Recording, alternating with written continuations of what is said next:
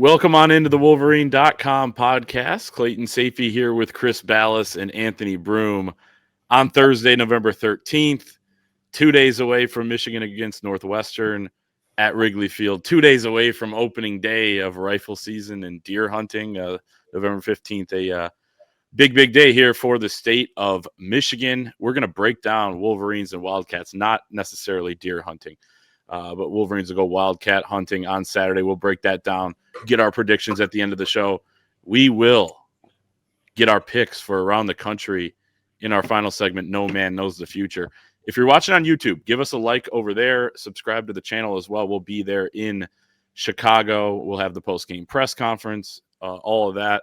Post-game show with Anthony and Ryan Van Bergen. Anthony, when's that going to be? The Saturdays. We'll see what Right our after the setup game? at Wrigley is like. So, Okay. hoping as soon as possible after the game. But that will be up with Anthony and Ryan Van Bergen. So check that out on the YouTube channel. And we'll have all your coverage over at thewolverine.com. $1 for your first week at the Wolverine. No promo code needed. Just get in with us over there. Get on the message board. Freak out when Northwestern kicks a field goal to start the game or something like that. Join us over there. Fellas, we're a couple days away from one of the most anticipated road trips, I feel like, of the season. There have been a lot of them, but this is one we've talked about since the summer, and really since beautiful day too, right? Supposed to be, I think, sunny and 62 on Saturday there. Yeah. So it's going to be fantastic. Hopefully the turf is good. I haven't really heard about what the turf has been like for games like these at Wrigley. You wonder, but hopefully it'll be good. It's going to be a fun one. There are going to be a ton of Michigan fans there. I'm sure we all know a bunch of people that are going. A lot of our subscribers are going. We're going to meet some people on Friday night, and it should be a blast. I can't wait. Honestly. And, it's November now. We get 3 more opportunities, guys, guaranteed opportunities here for Michigan to play football, 4 if you count a bowl game, and maybe some playoff games, you hope.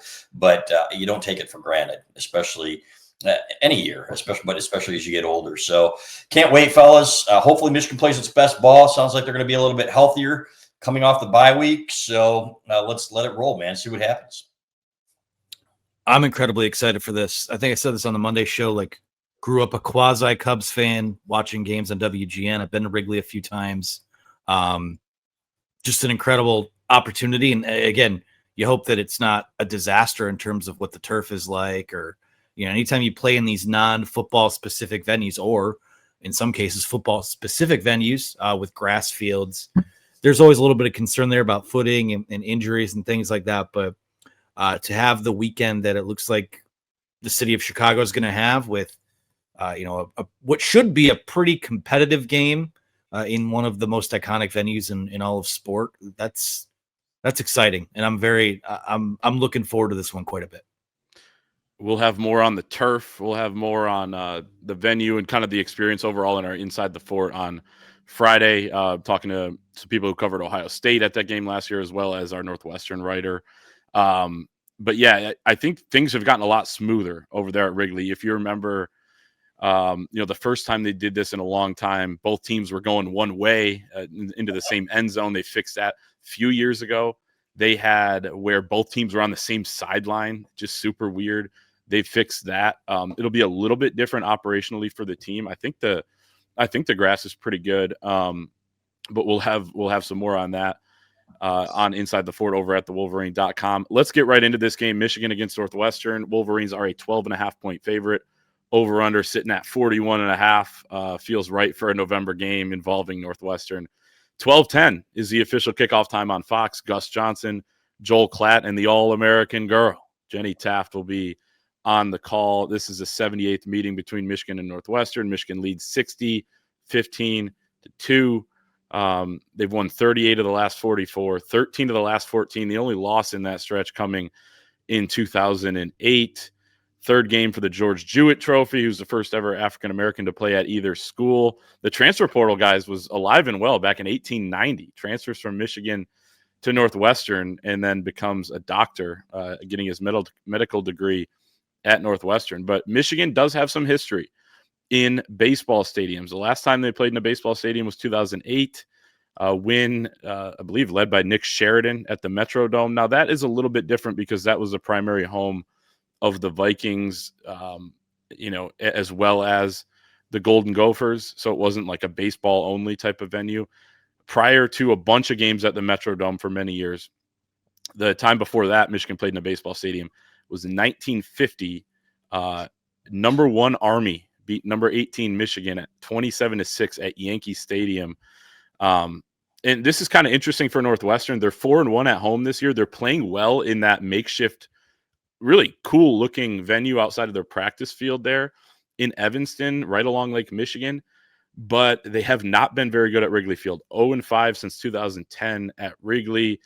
And they usually play the better teams there, right? You had Ohio State and Illinois last year, understandable, 2 top 25 teams this year, Michigan, and then forget whoever I think it's maybe Illinois at the end of the year. Or no, they hosted them last year. Whoever they play at the end. I think it's Minnesota next weekend. Minnesota, okay, thank you for that. Yeah, they're playing them at Wrigley too. So we'll see if they can pick up a very tough win to get at Wrigley Field. But you're looking at a team that's trying to make a bowl. So they're motivated. They're coming off a 2-game losing streak, sitting at 5-4. But before that, they had won 4 straight games. This is a capable team that really hung in at USC.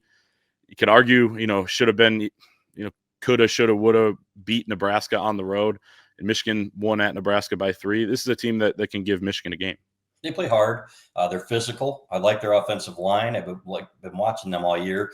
We watch as many Big Ten games as we can, whether we see them live, not as many, obviously, or we go back and watch some film. And they can push some people around up front. They've got a capable back who gets yards after contact. They're physical. I think they're well coached. I think they've got an identity. Yeah, they can't throw the ball, but this is the kind of game where, and I'm writing this in the keys to the game as we speak, you really want to match their intensity early, right? You don't want to be playing from behind because it seems like it's going to be a lower scoring game where big plays probably aren't going to be the norm, and you're just going to have to grind one out and be that physical type of team. Sherrone Moore said it. He said, we've already talked about this challenge with our defensive line, with our linebackers, that it's going to be kind of a manhood game, is what one of my buddies likes to call it. And they've got some players. They don't have the talent that Michigan has, but they play really, really well together. So I don't think it's going to be a fun game to watch, fellas, in terms of if you're one of those guys that likes a lot of offense and a lot of passing offense, unless maybe Bryce Underwood gets going a little bit. Michigan's pass blocking improves. By the way, we need to talk about Michigan being a semifinalist for the Joe Moore Award later as well. Yeah, you're laughing at our posts about it.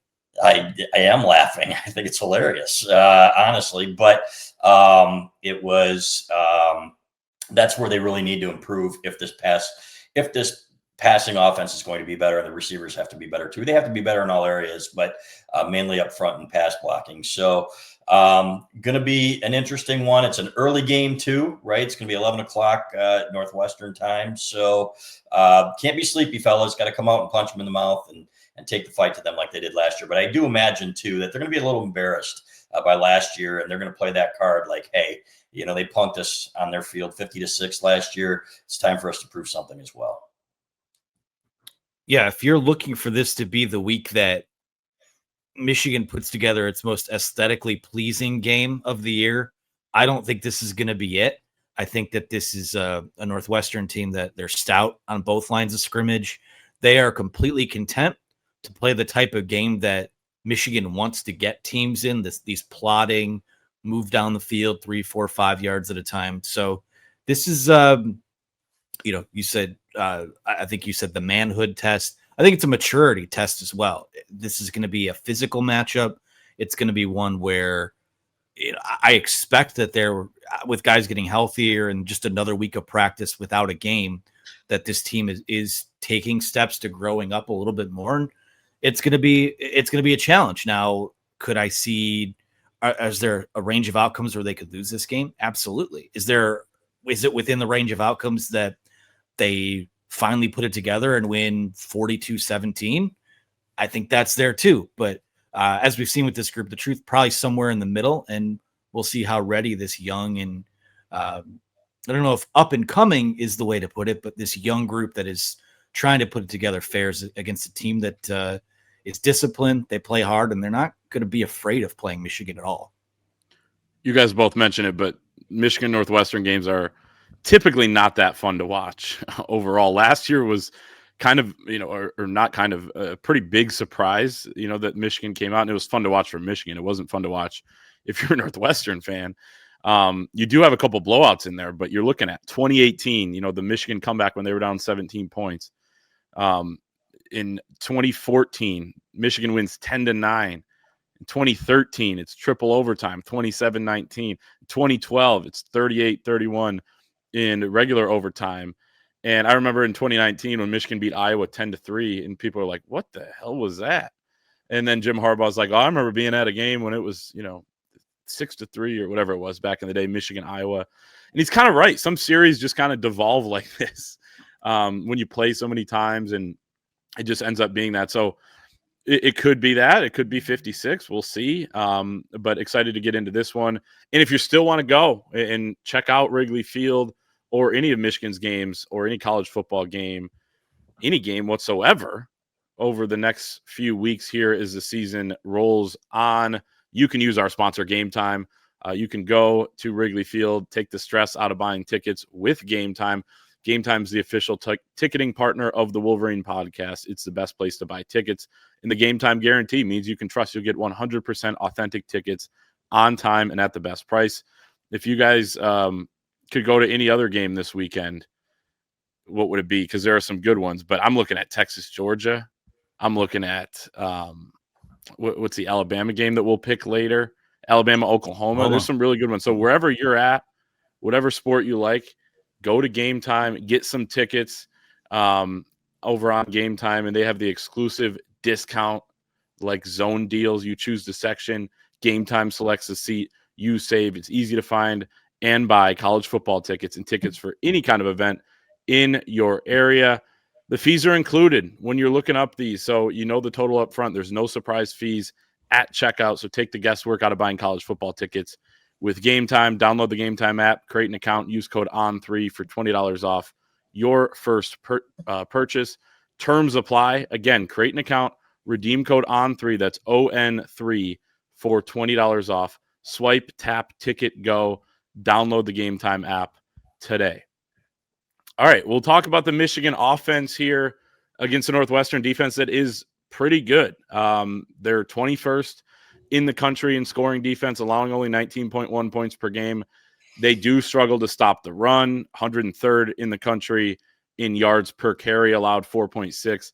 They're tied 49th in yards per pass attempt allowed, 6.7. But it's a solid unit, and really when you look at their wins, it's because of the defense. They gave up 7 to Western Illinois, 14 to UCLA, 7 to Louisiana Monroe, 21 on the road at Penn State, and they shut out Purdue 19-0. And then in their losses, they just have not been able to get the stops against the better teams. 34 they gave up to Oregon, 28 to Nebraska, although one of those was on a kick return touchdown, 38 at USC. And both Michigan and Northwestern went out to USC and just couldn't get stops against the Trojans, although, the pick six would have been a difference maker there. So Michigan coming off the bye, I mean, you got to figure out a way to get the pass game going, in my opinion, and you just got to continue to lean on Jordan Marshall in the run game.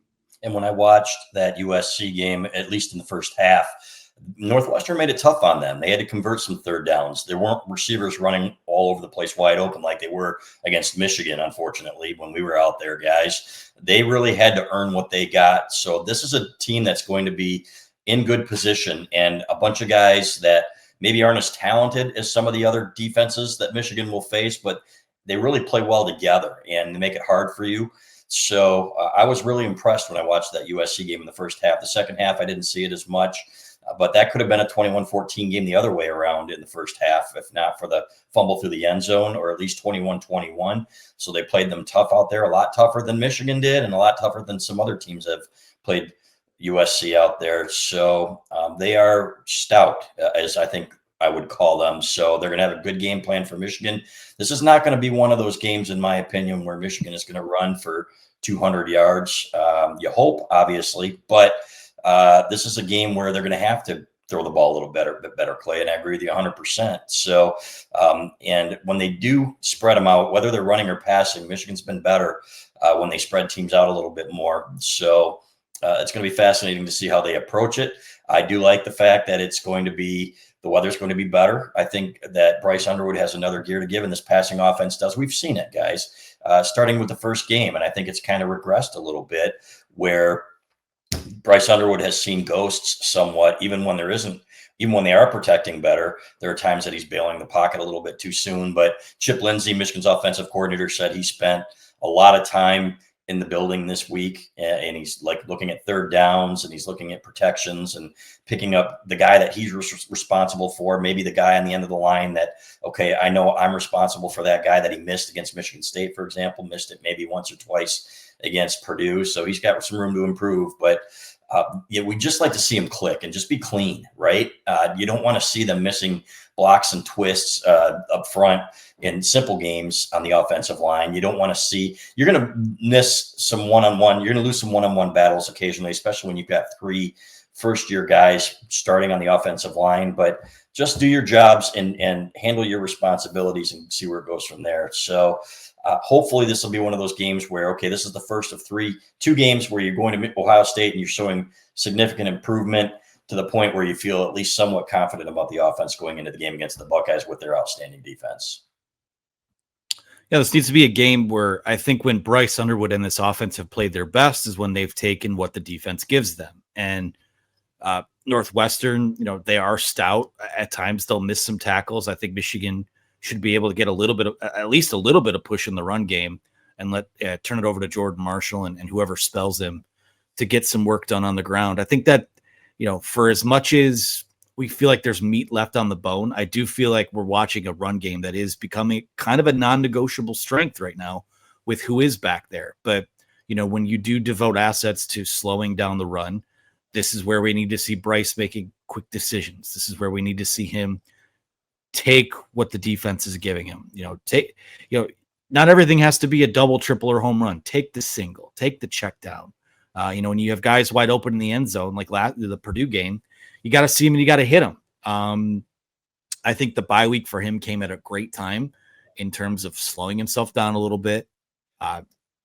Just focusing on it's really hard to focus on fundamentals when you are implementing a game plan and in these game weeks, and they do harp on it. But when you have just a week off to where you have nothing to do but watch film and clean things up, I expect them to come out and do that for the most part. And will it translate on the scoreboard?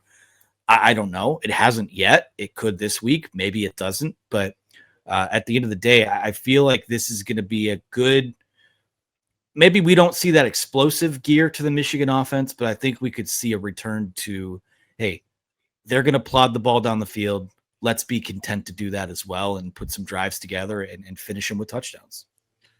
Yeah, maybe it'll be like the Washington game where you do take a lot of those easy completions, like the singles like you're talking about, Anthony. And Northwestern runs a lot of quarters coverage, cover 4, and they don't allow a lot of big plays. They rank tied 13th in the country. They've only allowed 27 plays of 20-plus yards.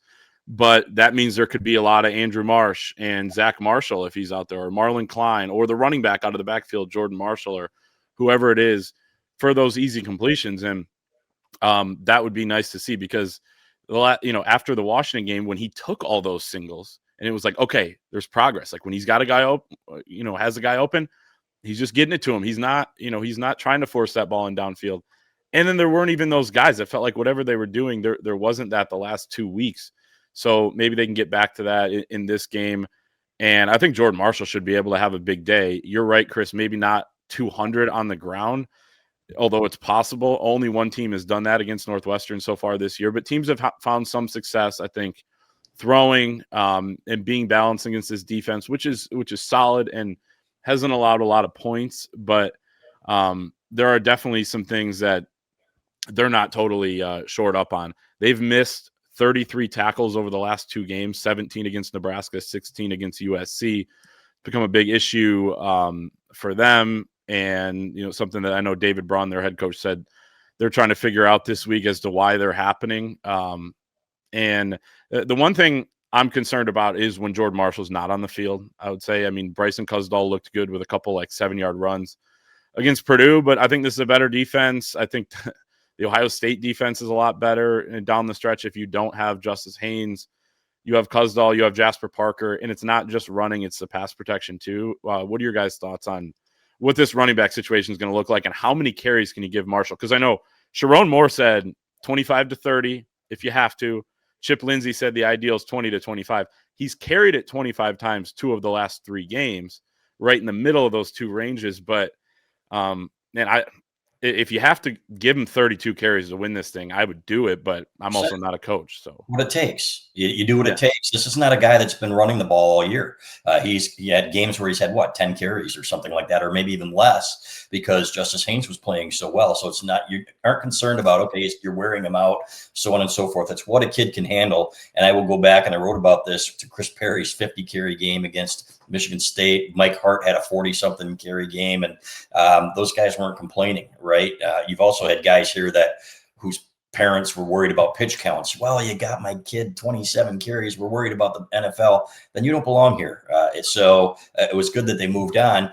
I think that Jordan Marshall's the kind of kid that wants that. He's feed me. You can tell the way he runs, the kind of teammate he is. I have no doubt that he's capable of even a 35 carry game if it comes to that. So this could be a game where we see a little bit more of Bryce Underwood running now. And maybe you have to go that route where, okay, you didn't want to do that earlier in the year, but maybe he really is like your second best running back, fellas, if you think about it now. So you're going to have to take that risk. And yeah, if he goes down, your season's over anyway, but you can't play scared, flat out. That's just what it boils down to. But I love the way Jordan Marshall runs. And I think he feels a little bit better being that number 1 guy. It seemed like he was running with chasing somebody when Justice Haynes was number 1. And I've got to do this and I got to do that.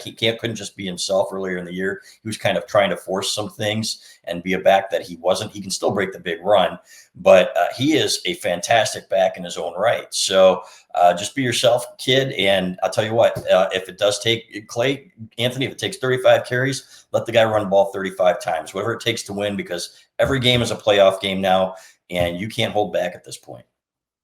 Yeah, I'd argue it's necessary. You want to keep guys as fresh as possible, but let's call it what it is. I mean, the next 2 guys up are a true freshman in Jasper Parker and a former walk-on who I think is good for his role in Bryson Kuzdal. So we've talked a little bit why, it's probably not a week where they do run for 200 yards, but let me give you I'm going to give you a few numbers why there's a chance it could still. Where Clayton talked about some of the tackling numbers with Northwestern over the last few weeks. And I know we'll take Pro Football Focus for what it is. Take it with a grain of salt. Where do you think they rank in terms of tackling teams in Division I? Any guesses? 88? I don't know. They are tied for 125th with Charlotte at 50.9. That's their grade on PFF. Now that's, again, I think their grades are a little bit wonky at times, but given the numbers you stated earlier, it might be something to keep an eye on. You know, Michigan, they've had 6.3 yards per carry this year. There's another number from PFF, 2.6 yards before contact, which is 9th in college football this season. So this could be a game where they have another big game on the ground. Like, I think the ingredients are there for that. You want to walk out of this feeling like they were balanced and they took a step forward. But, you know, if they have to turn the ball or turn around and hand the ball off to Jordan Marshall 35 times in this game, that's what they're going to have to do. And he'll just have himself a hell of an ice bath after it. Like that's what has to happen right now, because you cannot sacrifice percentage points it might take to win the game in order to keep him fresh, to get Jasper Parker or Bryson Kuzdal more carries. You can't do that. So for as much as you want that to be the plan, I think that they're going to ride Jordan Marshall as long as they can in this one. I agree. And you just hope he doesn't cramp up like he did at the end of last game, because you want at least the option of having him available the entire game. But yeah, you feel like maybe you can survive a few snaps here and there, I guess, without him. But yeah, this dude is kind of the heartbeat of this offense at this point. And he's capable of doing it. A couple more notes on this Northwestern defense. Robert Fitzgerald, no relation to Pat, their safety, is tied, he's second alone in the Big Ten among defensive backs with 77 tackles. He's kind of all over the field when you watch them. Mac Uline, the linebacker, leads all linebackers in the nation with 4 interceptions this year, one ahead of Cole Sullivan. but he's kind of sneaky. He had Dylan Raiola, didn't even see him on a pick against Nebraska where he was kind of hiding there and kind of read that they were going to go with the slant route. So, a smart player, you would expect that from Northwestern. They got a lot of smart players. They don't pressure the quarterback all that well. They're 63rd in the country with a 34.7% pressure rate. They've only registered sacks on 9% of all dropbacks. That's 114th in the country. So Michigan trying to shore up their pass protection.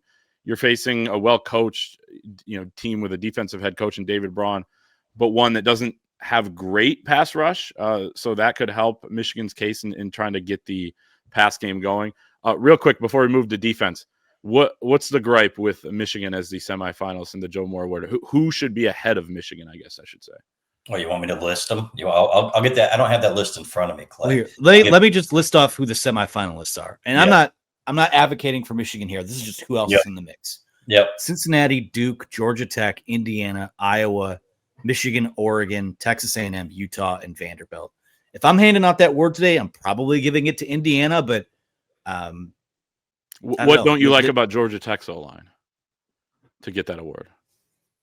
What don't I haven't watched them. Why Indiana? Oh, okay. All right. Well, I've seen more Indiana. I've watched. He's trying to make an example of us here, Anthony. No, I agree.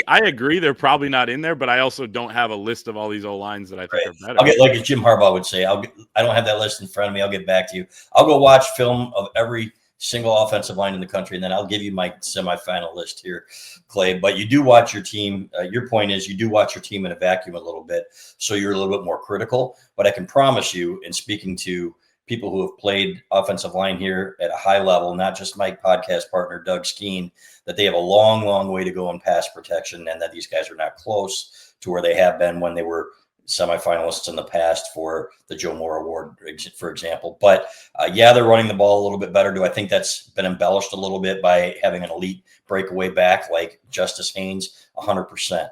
There's no question in my mind. So it's nice. It's nice to be a semifinalist. Do I think this is one of the better offensive lines in the country? Absolutely not. I actually agree with you guys. I'm kind of making the argument. I'm trying to play Urban Meyer's advocate here because you have a group in the committee that is very similar to us where they haven't seen every snap of every offensive line, and they look at tackles for loss, sacks, rushing yard totals, right? Maybe they look at pressure rate from one of the sites and they make a determination. They probably watch more of the lines than I do, at least. I'll just speak for myself. So they have a general idea, but the point is it doesn't necessarily surprise me Michigan's on there because, one, Jordan Marshall doesn't go backwards. So there's no TFLs. And Justice Haynes, a little bit of the same thing. He's got blown up in the backfield a couple times, which was more on the O-line than him. So, it just is what it is, in my opinion. And reputation, right? Michigan's always supposed to. Yeah.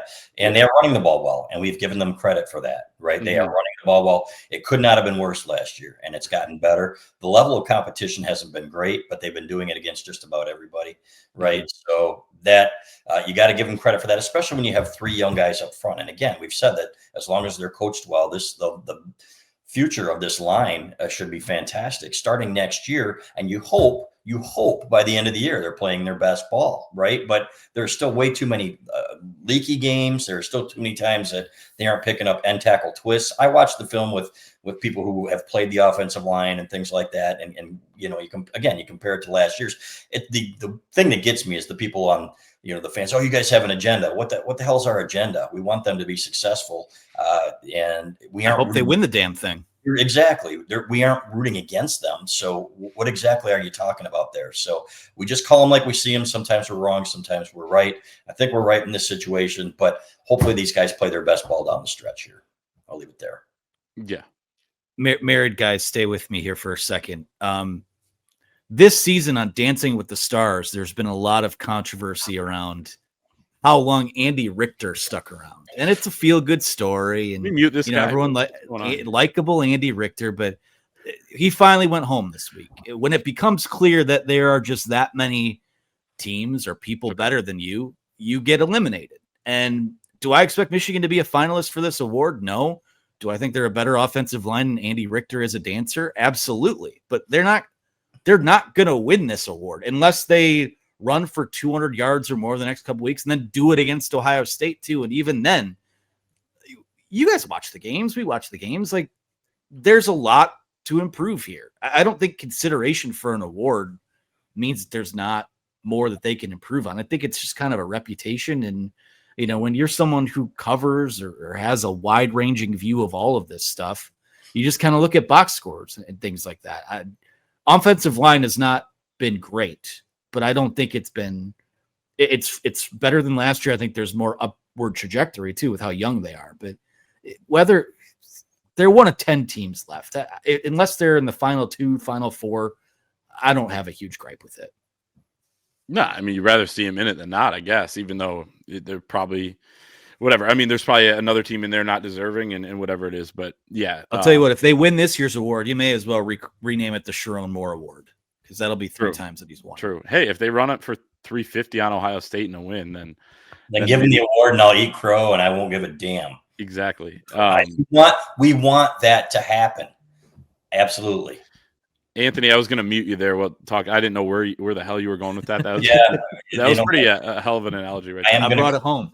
I am going to confiscate his man card when we are in Chicago. Oh, stop. That's the weekend. You guys and your man cards, you keep them. You take mine. That's fine. I'm totally secure about it. Andy Richter. I didn't know he'd get brought up. I didn't know he'd make Dancing with the Stars. That's unbelievable. It's not even Dancing with the Stars anymore. It's Dancing with the TikTokers for the most part. So fantastic. God, that show's gone downhill. Well, we'll break that down in the next segment, but let's get to the Michigan defense first against the Northwestern offense. Northwestern ranking 108th in the country at 21.9 points per game. They're 30th in the country at 4.9 yards per carry. I really like the running back, Cam Komolafe, 5'11", 210 pounds, out of Texas. Tough runner, averages 3 yards after contact per carry. I believe they're going to be down their backup again like they were at USC, Joseph Hyman, who is also pretty good. So that's a big blow. They're not going to be fully healthy at running back if he's out, just like Michigan won't be. Preston Stone is the transfer quarterback from SMU. He's making his 27th career start this weekend. Was a full-time starter at SMU 2 years ago. Started 4 games for SMU last season in a year where they made the college football playoff and then was replaced. And it might have gotten hurt. He's 15th in the Big Ten with a 59.3% completion rate. He's 14th with just over 1,500 yards. He's 15th at 6.2 yards per attempt. He's first in interceptions with 9, though 4 of those came in the opener against Tulane. So only 5 since then. He had 2 against Nebraska a couple weeks ago.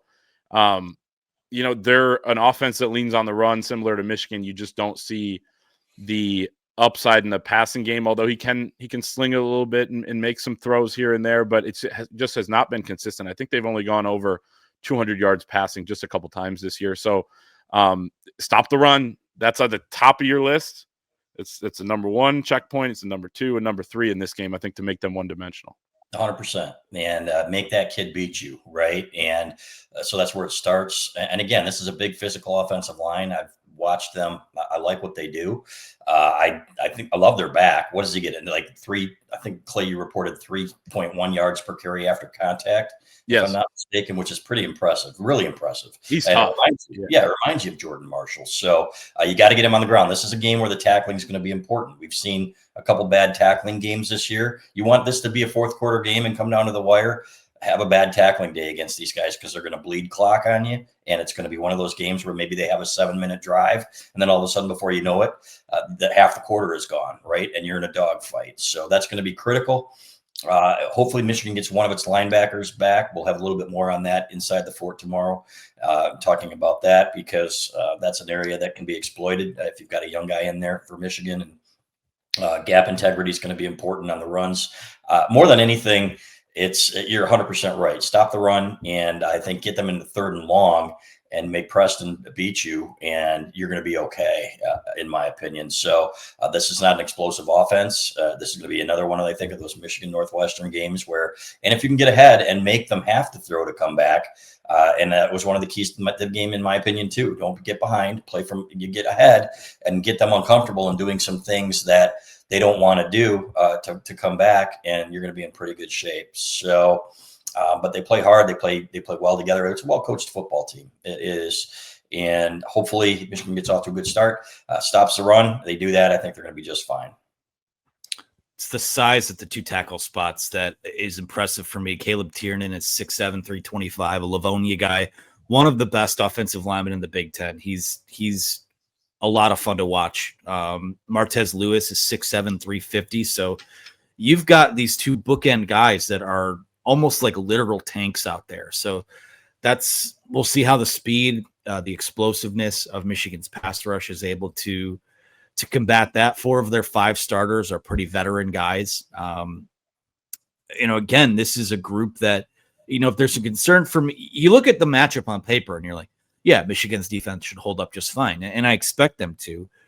Situationally, they have been prone at times to give up these drives where these teams go 14 plays, 75 yards, or 16 plays, 75 yards. And Northwestern is more than content to do that and take time off the clock and just keep plodding their way down the field. And for whatever reason, a lot of times Michigan's just not able to get off the field in those situations. So that's not so much a concern on paper for me, but just something to keep an eye on. But, at the end of the day, if you can take away the run game, which Michigan's done at an extremely high level for most of this season, couple issues here and there. You think of the USC game, you think of the big run against Michigan State, but they can take Komolafe out of this game and make a guy like Preston Stone, who's not completing 60% of his passes. He puts the ball in harm's way too often.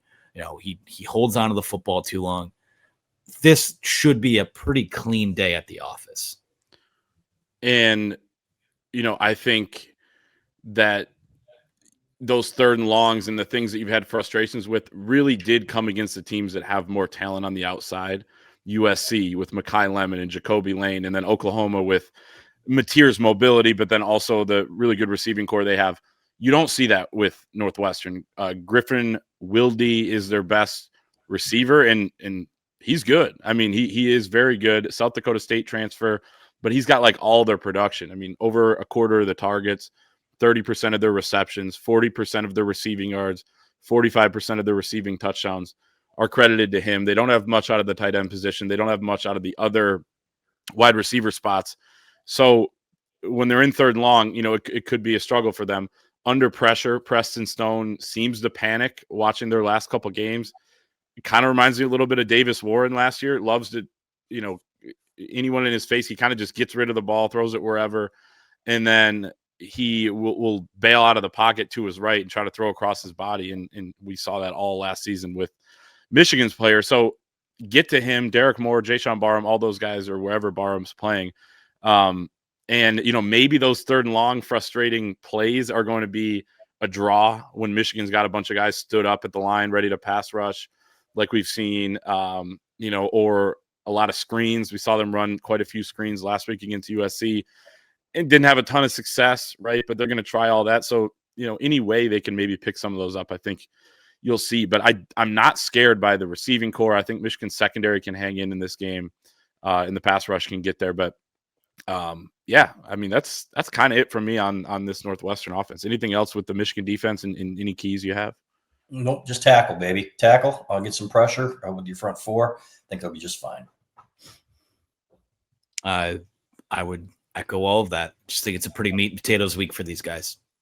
And how tall is Caleb Tiernan? 6'7". Damn it.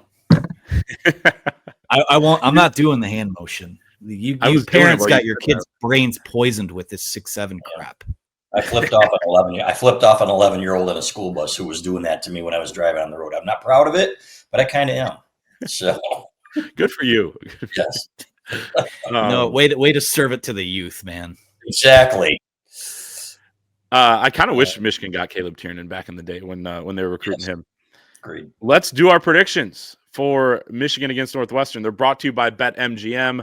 Wolverine has teamed up with BetMGM this season. We'll be using their lines to make all of our picks, and we'll have special offers for our listeners each week. This week, it's another one of these go for the end zone without breaking a sweat. with a Pro Football No Sweat token. You'll get your stake back in bonus bets if you don't win, so no reason not to do that. The game is about to kick off, so feel the rush and own the moment. BetMGM, make it legendary. We're going to rip through these real quick. Our offensive player of the game, defensive player of the game, X factors. I'll start offensive player of the game. It can't be anyone right now other than Jordan Marshall for me. It just 100%. has to be him. Other guys need to step up, but it starts and ends with him. 100%. I think he's going to be the guy, and I think he's going to have like Anthony would say, a meat and potatoes type of game where he's going to move the chains. He's going to get his 100 and something yards, probably 4 point something per carry. Hopefully he breaks one or two, makes it a little bit easier, but you're going to see a lot of long drives on Saturday, guys. A lot of long, I don't know how many, but you're going to see long scoring drives, in my opinion, when teams put points on the board, including Michigan. I believe in Bryce Underwood. I think he's going to have a bounce back game. He hasn't played very well on the road this year, but it's my rationale for it is because it's time. I think that's fair. I would love to see it. Chris, who is your defensive player of the game? I'm going to go with, it's going to be a linebacker, guys, in this game. I'm going to go with Ernest Hausmann having a really big game. I think he's going to have a big game. I think you're going to see a ton of tackles from him.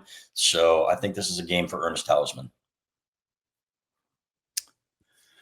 Goodness. I feel like we haven't heard Rayshon Benny in terms of having a big performance in a while. I think he has a chance to do that this week. I have Ernest Hausmann too. Had it written down here. I think, like we said, stopping the run's kind of at the top of the list here.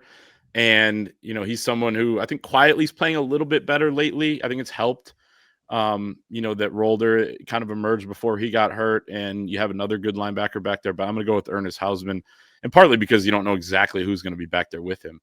My X factor is going to be Jayshon Barham. I don't know where he's going to line up. I don't know if he's going to play. But if he does, I think he can have a big impact here and just kind of being a heat-seeking missile. Yeah, my X factor is going to be Dominic Zvada. I think he's going to have to make some field goals here. I think that they're going to be some. I think he's going to get a few opportunities. He hasn't had a whole lot lately, fellas. So he's going to have to step up. I trust that he's going to be the Dom Zvada that we saw last year, and he's going to have a couple field goals in this game, at least. X factor. It's tough. You know what? Screw it. We talked about how you're going to have to run Jordan Marshall into the ground, but I think Jasper Parker will have a couple nice plays in this game. Okay.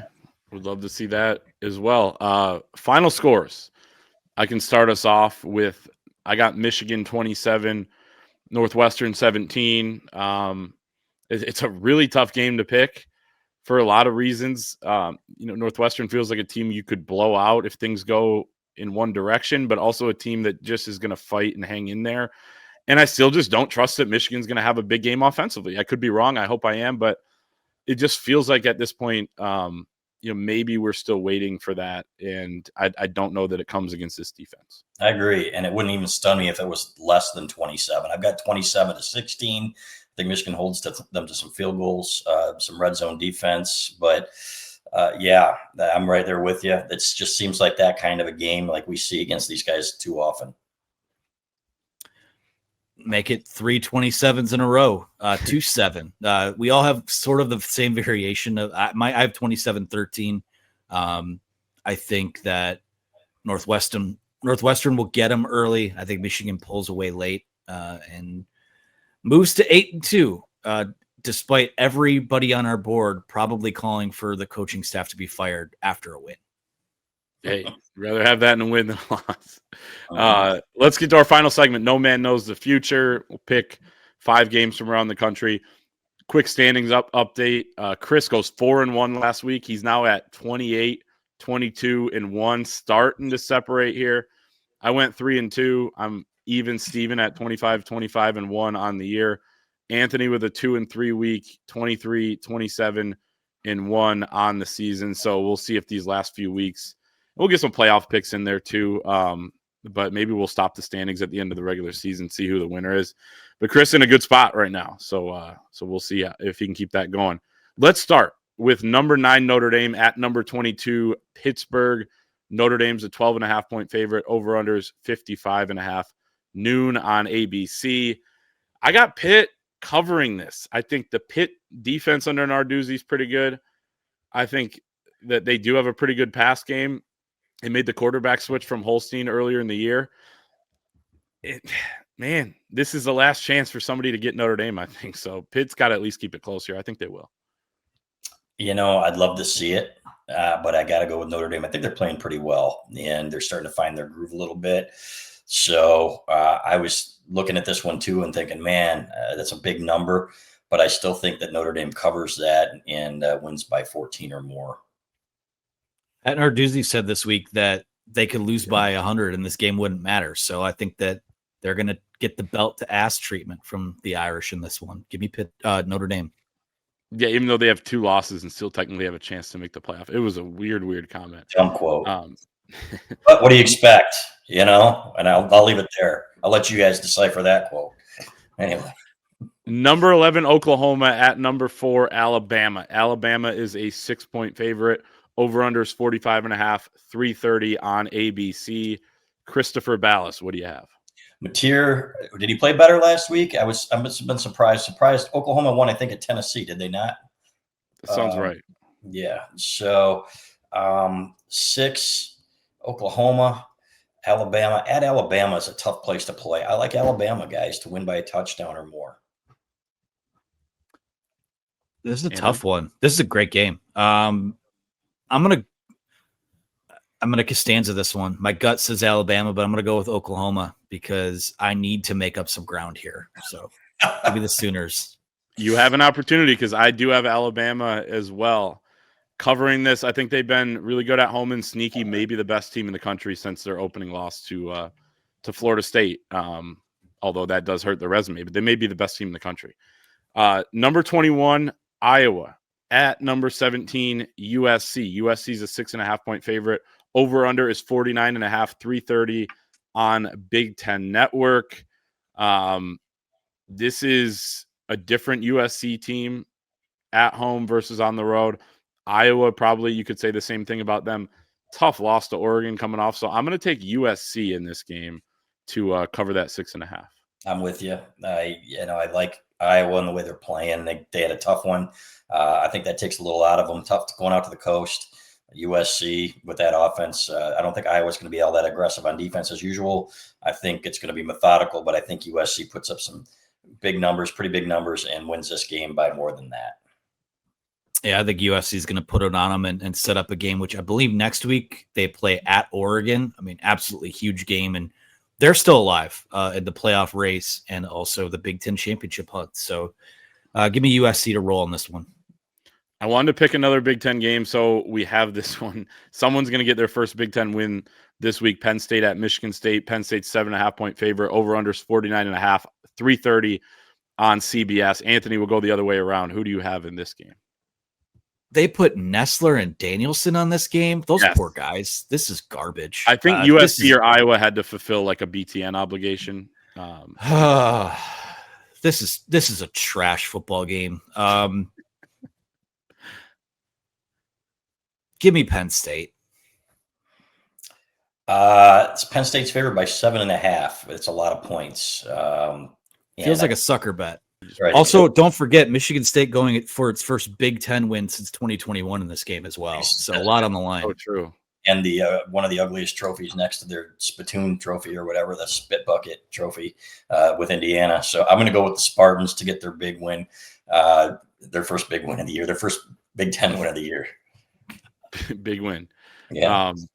I would have picked any other game from any other conference, but that's okay. Dude, there wasn't. I don't know. I just figured there's a little intrigue here. I got Penn State. I don't know why. I don't care. Number 10, Texas at number 5, Georgia. Georgia's a 6.5-point favorite. Over-under's 48.5, 7:30 on ABC. Fellas, you get your writing done. You get your TV on. You watch this game. Let's go, Chris, first on this one. What do you got? I like Georgia at home. I'm Texas. I'm not going to be fooled again here. They're playing better ball, but I think Georgia's going to overwhelm them and win this game going away. Watching this game from Rush Street after the game. Those bars stay up until I think 4 a.m. So perfect. Just a PSA for those coming in town. I I get this weird feeling Texas is going to hang and maybe win this game. I can't really explain it. Maybe it's part of the Costanza method here, but give me Texas. My stat, Texas 0-4 against the spread on the road. Maybe a little mental hurdle there as well. They could not beat Georgia last season, so I got the Georgia Bulldogs to win this one and to cover that 6.5. I liked it at 6.5. It was 7.5. Maybe I wouldn't take it, but I like the 6.5. That's going to be our show for this week. Hopefully see a lot of you down or over in Chicago. Will be an exciting weekend. Michigan against Northwestern. We'll have all your coverage at thewolverine.com. You can sign up right now, become a premium member. $1 for your first week. Like the video if you're watching on YouTube. Subscribe to our channel, and we will see everyone next time.